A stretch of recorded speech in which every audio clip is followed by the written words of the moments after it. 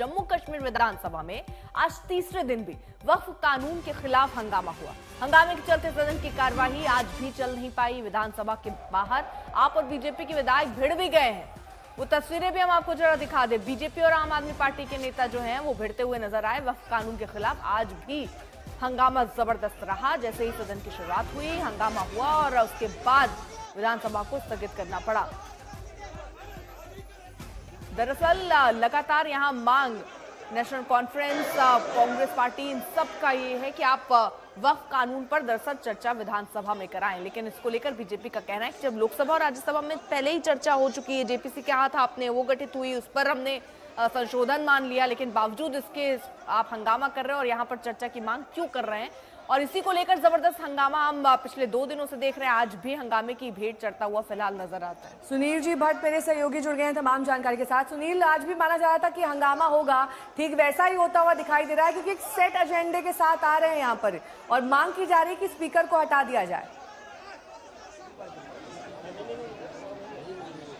जी बिल्कुल नेहा, आज अगर हम देखें तो यहाँ जम्मू कश्मीर विधानसभा में लगातार तीसरे दिन भी हंगामा हुआ और नेशनल कॉन्फ्रेंस के विधायक जो हैं वो लगातार इस चीज़ पर जो है ये मांग कर रहे हैं कि यहाँ पर जम्मू कश्मीर विधानसभा में वक्फ कानून को लेकर चर्चा हो, लेकिन बीजेपी इसका विरोध कर रही है। बीजेपी कह रही है कि जो वक्फ बिल है उस पर राज्यसभा लोकसभा दोनों सदनों में चर्चा हो गई, वोटिंग भी हो गई, ये कानून भी बन गया, राष्ट्रपति की मोहर भी लग गई, तो इस विषय पर यहाँ चर्चा की मांग करना जो है ये काफी दुर्भाग्यपूर्ण है, ऐसा बीजेपी कह रही है। उनका कहना है कि कोई औचित्य नहीं बनता है इस विषय पर चर्चा करने का, लेकिन लगातार नेशनल कॉन्फ्रेंस के जो विधायक हैं वो मांग कर रहे हैं कि इस विषय पर यहाँ जम्मू कश्मीर विधानसभा में चर्चा होनी चाहिए।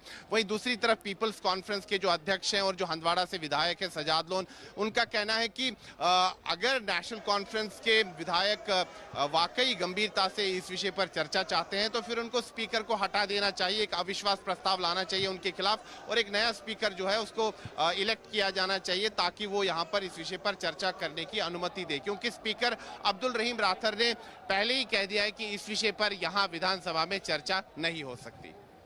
बहुत बहुत शुक्रिया इस तमाम जानकारी के लिए आपका।